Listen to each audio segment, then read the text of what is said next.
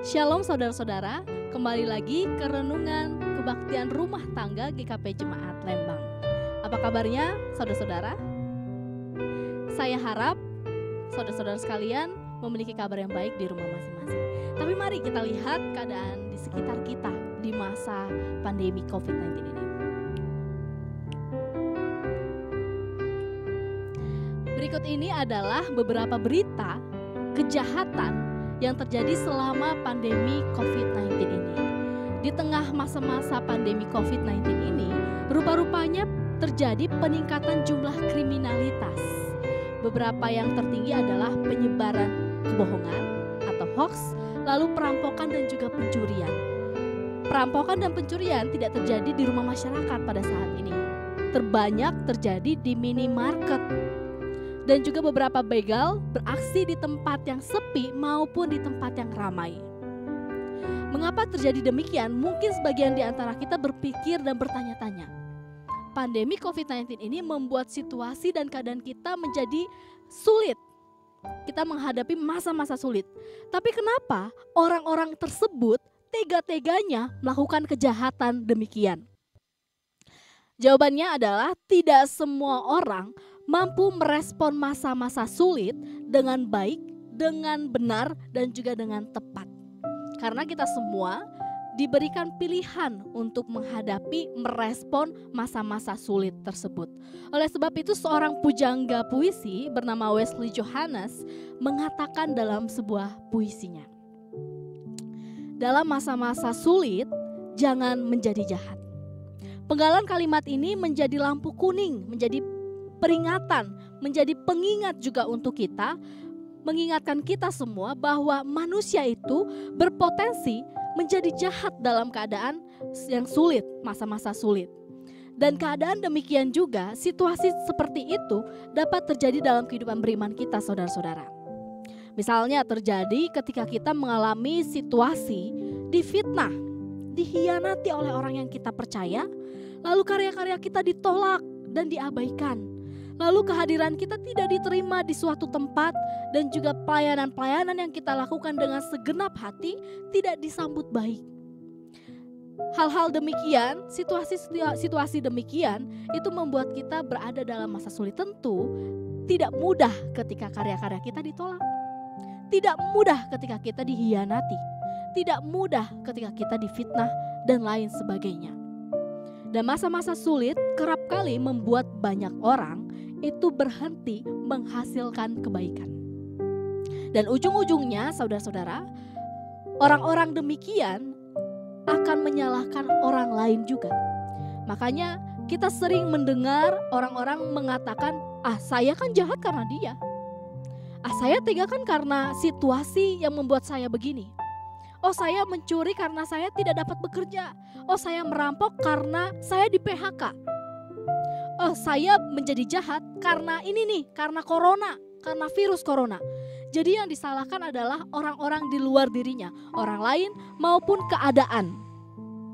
Apakah ini dapat dibenarkan saudara-saudara? Apakah orang beriman dapat membenarkan tindakan demikian? Apakah kita sebagai pengikut Kristus dibenarkan untuk melakukan demikian? Saudara-saudara di rumah sudah membaca 1 Petrus 2 ayat 1 sampai dengan 10. Dan di sini Petrus memberikan dua perumpamaan kepada jemaat-jemaat yang ada di Pontus, Kapadokia, Asia Kecil dan Bitinia. Mengapa demikian?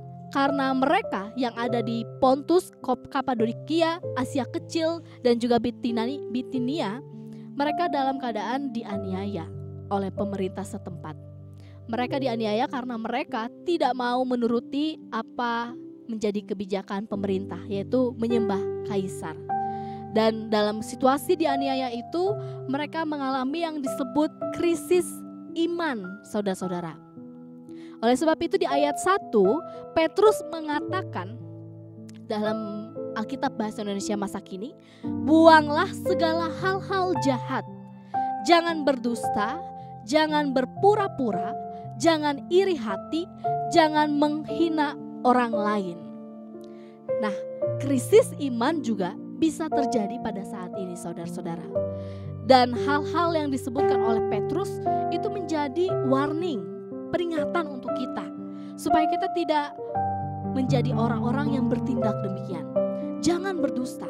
Situasi masa sulit pada saat ini bisa membuat kita, mendorong kita untuk berdusta. Untuk tidak jujur hidupnya. Berdusta di sini bukan hanya sekedar berdusta kata-kata, tetapi laku hidupnya tidak jujur. Lalu jangan berpura-pura. Tentu ya Bapak Ibu Saudara, kita bisa menemukan di berita-berita tersebar foto-foto pemerintah yang membagikan uang santunan untuk masyarakat yang membutuhkan, yang terkena dampak buruk dari pandemi COVID-19 ini. Dan lucunya lagi, ada beberapa rumah yang terlihat baik, bagus, tetapi tertulis di situ keterangan miskin agar rumah itu mendapatkan santunan dari pemerintah tadi. Lalu yang ketiga, jangan iri hati. Tentu pada masa-masa sulit ini juga ada banyak sekali orang yang berbuat baik. Ada banyak sekali juga kelompok-kelompok yang mau berbagi kasih, berbagi materi, perhatian. Dan jangan sampai situasi demikian membuat kita iri hati. Oh, kenapa dia dikasih, kenapa saya tidak? Padahal kami sama-sama merasakan dampak dari COVID-19 ini. Tidak boleh seperti itu. Lalu yang ketiga, jangan menghina orang lain. Nah, tindakan menghina orang lain ini bisa kita rasakan ketika ada tetangga, ketika ada orang-orang di sekitar kita yang menjadi PDP, ODP, maupun pasien positif corona ataupun istilah-istilah lainnya. Kita menjadi menghina baik itu secara perkataan maupun sikap kita kepada mereka. Dan inilah yang diingatkan oleh Petrus kepada jemaat-jemaat pada saat itu, dan juga ini juga jadi peringatan juga buat kita semua. Lalu harus bagaimana saudara-saudara di tengah kondisi kita pada saat ini, kita harus seperti apa? Petrus menyebutkan dua perumpamaan. Yang pertama, seperti bayi yang baru lahir membutuhkan susu. Bapak Ibu Saudara, bayi yang baru lahir, asupan gizi dan juga makanan yang masuk dalam tubuhnya itu adalah dari susu. Bayi akan kesulitan bertumbuh kalau tidak diberikan susu. Bayi membutuhkan susu agar bayi dapat bertumbuh baik, berkembang dengan baik. Begitu juga dengan kita pada saat ini. Situasi sulit, jadilah seperti bayi, artinya yang tetap membutuhkan susu. Susu di sini maksudnya adalah firman Tuhan, saudara-saudara. Seperti bayi yang tidak bisa lepas dari yang namanya susu, begitu juga dengan kita. Kita jangan sampai lepas dari yang namanya firman Tuhan, apalagi dalam keadaan masa-masa yang sulit pada saat ini. Karena firman Tuhanlah yang membantu kita, yang mengarahkan kita untuk dapat hidup sesuai dengan kehendak Allah. Dan juga menguatkan kita untuk menghadapi masa-masa sulit itu. Lalu yang kedua, perumpamaan yang kedua yang disebutkan Petrus adalah tentang batu penjuru. Saudara-saudara tahu batu penjuru itu apa?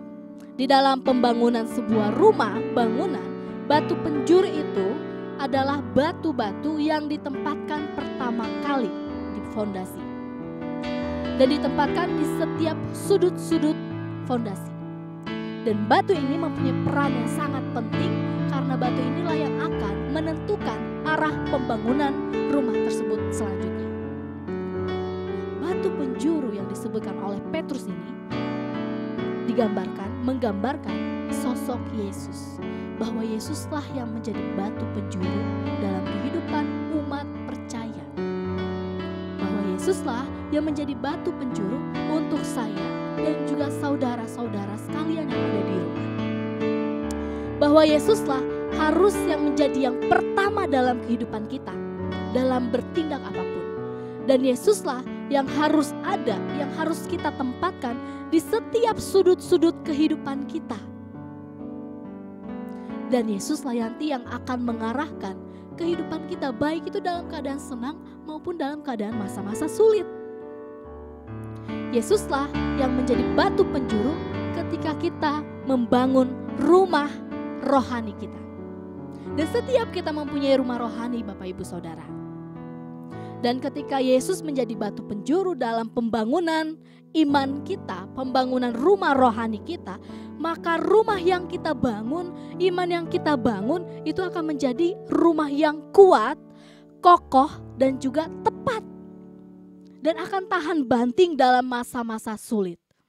Sesulit apapun kondisi pada saat ini, maka kita akan dengan percaya diri mengatakan bahwa Yesus adalah batu penjuru saya.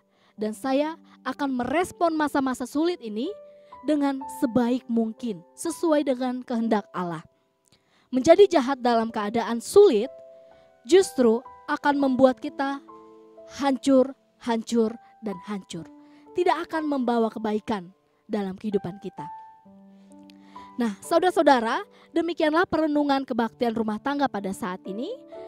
Ada beberapa pertanyaan yang mungkin akan didiskusikan oleh saudara-saudara sekalian di tengah keluarga masing-masing.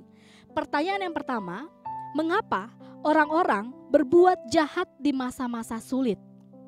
Apa yang menjadi tantangan seseorang agar setia berbuat baik dan benar sekalipun di tengah penderitaan?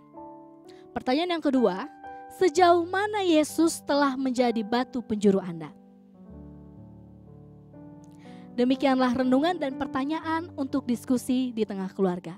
Selamat berdiskusi, selamat menghayati Yesus di dalam kehidupan kita, khususnya dalam keadaan masa-masa sulit. Tuhan berkati.